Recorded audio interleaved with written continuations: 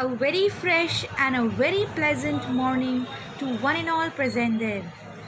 How are you all? I hope you all are fit, fine and healthy. We are back with English subject and today we are going to continue worksheet number 4. As we have completed first two parts of the worksheet, today we will be moving ahead for the spelling.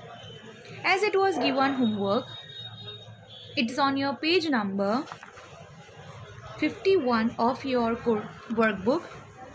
So kindly open up page number 51 so that we can discuss this exercise. Spelling. Given below is a list of words. Create new words by adding suitable prefixes and suffixes to each word. Make as many words as you can. The first one has been done for you as an example. So here you have your few words are being given to you. What you need to do is you need to add suitable prefixes and suffixes.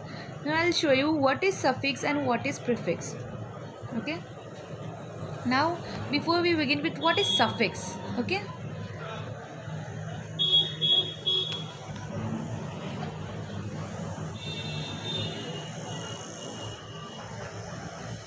Suffix means when you add something after the word, it is called suffix. For example, free plus dom is freedom. Correct? Now what is prefix? Prefix. What is prefix? When you add something before the word. For example, again we will take free. So we use it opposite unfree. It is called prefix. When you put something, this is called prefix. When you add something before the word, it is called prefix. And when you put few words after this particular word, it is called suffix. So here you have to make different words by adding suffixes and prefixes. Okay. The first one has been done for you. You can see that on your screen. Okay, manage. So here manager. Here R is being used. It is a suffix, correct? M-A-N-A-G-E. Manage. Manager. So it is as it is after the word. That is manager. Manage plus R. So this is a suffix. Okay.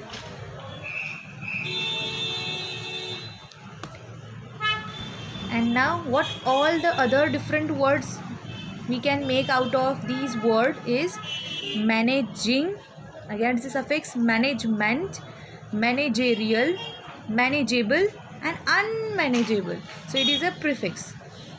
Un is a prefix.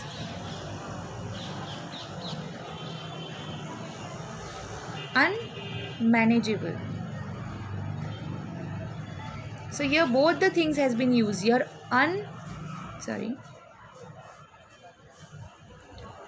it is manage is a word. Okay. So here un is a prefix.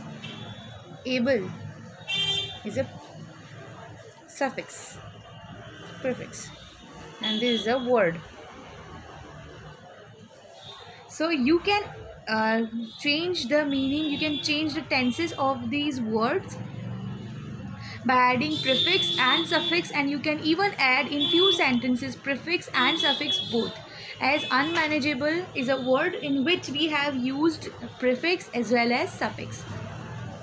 Moving ahead to our exercise, question B is write. So you can see write, we can put R, writer. Rewrite, we put your prefix re, re. Writing, ing. Okay. Moving on to C, truth. Truthful, untruthful. So here in untruthful we have used prefix u and un, and ful, full is a suffix, and truth is a word. So truth, in untruthful both prefix and suffix is being used in this word. Then we have D, knowledge. After in knowledge we can make acknowledge and knowledgeable. Acknowledge, we use here prefix AC, and in knowledgeable we used suffix able. Okay. Then we have free, freedom, freeing, unfree, freely. Then we have clear, clearance, unclear, clarity, and clarity. Beauty, beautiful, beauteous, beautifully. Receive, reserve, reserved, reserving, unreserved, unreservedly. Okay. Then we have loud, loudly, louder, loudest. Then we have open, openly, opening. Then break, we can make breaking, unbreakable, breakable. So these are the suffixes and prefixes we used as per it suits the word. So you can even make few more words if you can make using suffix and prefix. The answers can vary. So these are the basic answers. You need to write it down in your workbook. Moving on to our next exercise, that is punctuation. And today we will learn the use of hyphens. As you can see, hyphens is a kind of punctuation. Okay, and in this the symbol of it is a dash. A small dash is a hyphen symbol. Read the phrases below and notice the difference in their meaning. What is it that creates the difference? So now you can see that in these part of the punctuation, you will observe that how will you use the punctuation hyphen, and how does it make differences. If you put hyphen and if you don't put hyphen, what is the difference that makes in a sentence. Okay, as we put full stop, we need to pause, we need to stop there. As we put a comma, that is a kind of punctuation. In that you need to take a 1 or 2 second pause, and then you need to move ahead with the sentence. And how does in hyphen we have to pronounce. Okay, in question A you can see a light comma blue shirt. So how will you read it? As if it is a comma, then you need to pause for 2 to 3 seconds. Okay, in comma. So here a light blue shirt. And when you use a hyphen, here you can see hyphen is being used. This dash is a hyphen. Okay, so here you can see a light blue shirt. What does it mean? What is the difference? A light blue shirt. So a light is a thing and blue shirt is another thing. And here a light blue shirt, when we use the hyphen, you can see that a light blue shirt, there is only one shirt which is of light blue color. Okay? In the second sentence, the hyphen joins the two separate adjectives. Yes, a light is an adjective, blue also is an adjective, and a shirt is a noun, correct? Name of a thing. Now when two separate adjectives are joined, at that time when we need to join two separate adjectives, we use hyphens. Okay, in the first sentence, and makes them a single compound adjective that describes the shade of the color blue, that is a light blue color. Now we have an interesting example here.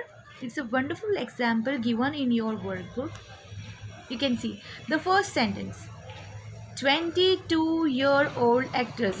Here we have 3 hyphens, 1, 2 and 3. You can see in your workbook 3 hyphens is being used. So this is a symbol of hyphen. Okay, 22-year-old actors. So here 22-year-old actors. What does it mean? That there are actors of age 22 years old. Okay, there is only one actor whose age is 22 years old. Okay, 22 years old actor. Okay, this is the meaning of the first sentence. in which three hyphens is being used. It connects two adjectives, correct? Now in this, look at the second sentence, in which here only two hyphens are being used. Okay, 22-year-old actors. So only these part of the sentence is connected and this is different, it is separated. Okay, so what does it mean? 20 actors of 2 years age.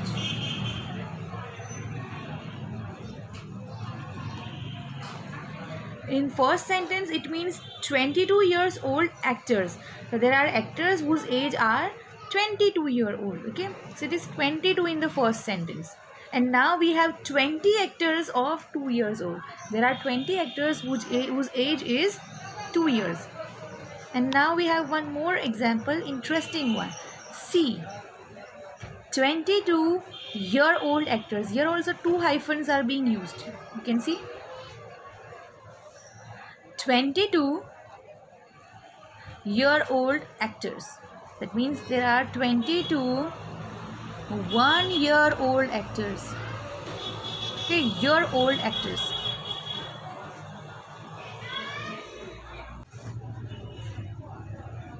Now 22-year-old actors means there are 22-year-old actors. So here in this way, 22 1-year-old actor. That is the use of hyphen. How to use the hyphen and how it differentiates with the use and without the use of it. Okay, it just connects, it just joins two separate adjectives and it forms a compound adjective. It is written here, it forms a compound adjective. A few more examples we have regarding this. Okay, we use hyphens. Now we will understand what is the exact use of hyphens. Okay, first is to join two separate words which function as a single compound adjective.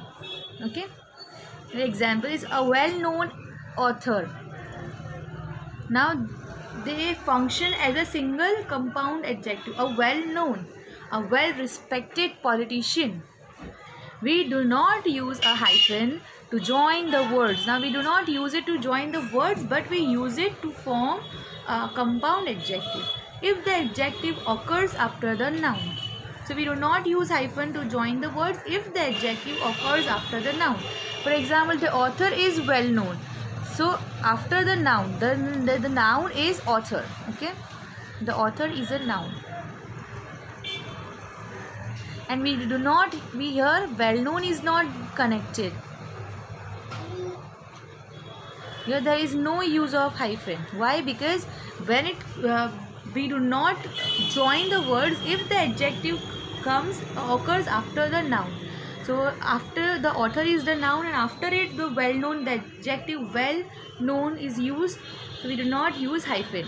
The politician is well respected. So again the politician is a noun and is well respected. Here well respected was connected.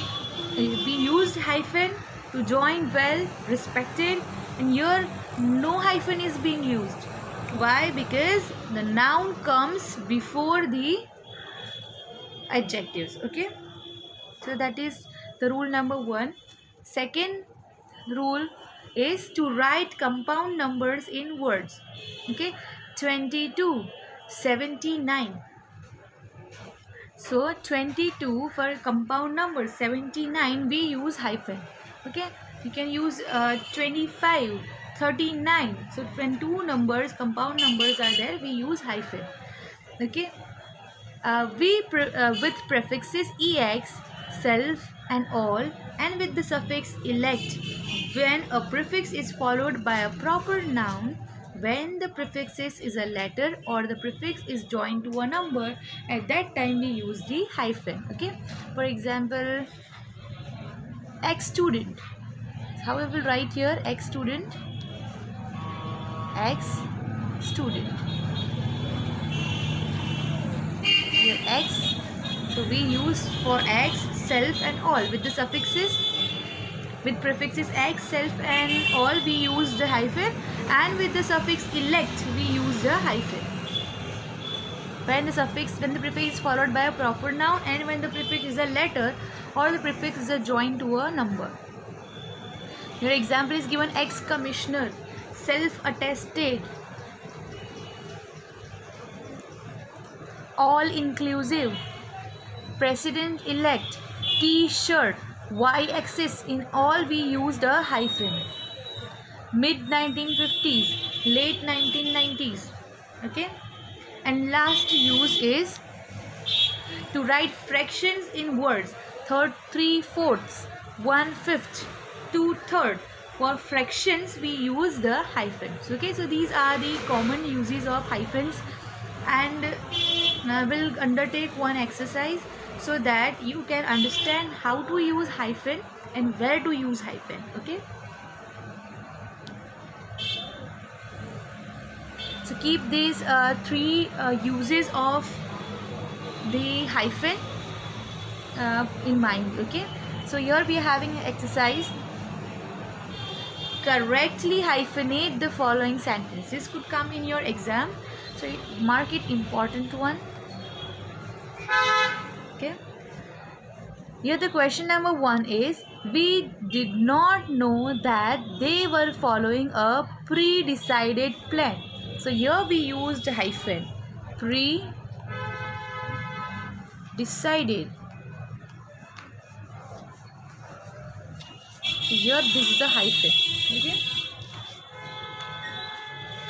Then next we have: he will not be elected without a 2/3 majority. So here we have these, for fractions we use the hyphens. So 2/3 majority. Then we have third one: when I last checked, there were 25 boxes remaining. So here 25, when the compound numbers are there we use hyphen. 25 we use your hyphen. You don't need to just put hyphens in the questions. These are being given by me to just suggest you the answers. You need to write it, your whole sentence along with the answer. Okay, like this. This way. Okay. Next is C. When I last checked, there were 25 boxes remaining. So here we use hyphen here. I am not sure if you are allowed to wear jeans and t-shirt to work. So again here t-shirt we use hyphen. Question E. We should respect our hard-earned freedom. Here hard is an adjective, again earned is an adjective. Hard-earned, we connected both the adjectives using hyphen. Hard-earned freedom. She has recently filed a case against her ex-boss.